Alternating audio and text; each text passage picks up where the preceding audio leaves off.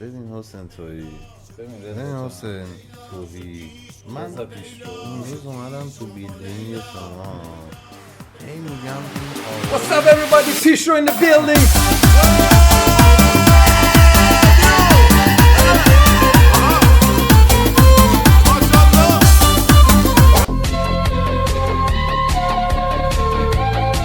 نمیدونم این کارا کلن کنسل. ابراهام لینکلنی؟ نه من خواهرشم.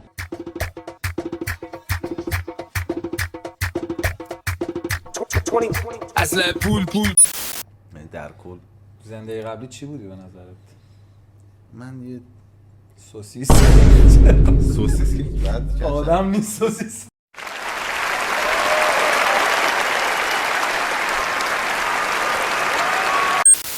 چیز داشتم سبزی خورد میکردم بعد اینا رو که خورد میکردم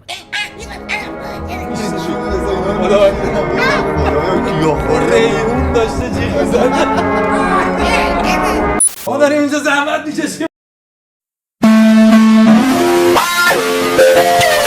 از لایومون چند دقیقه شدیم؟ میخوایم کم کم میخوایم رفع زحمت کنیم. 12 بریم 12 3 دقیقه دیگه میریم ما.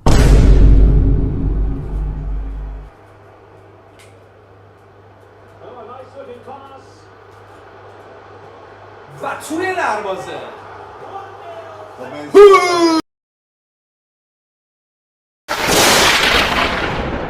خیلی ممنونم از سمرایی، ببخشید زحمت دادیم. شب پشتم تو دستم هایی ترجیح سالت با تکسنگاری هیچی نذاش بشه قلب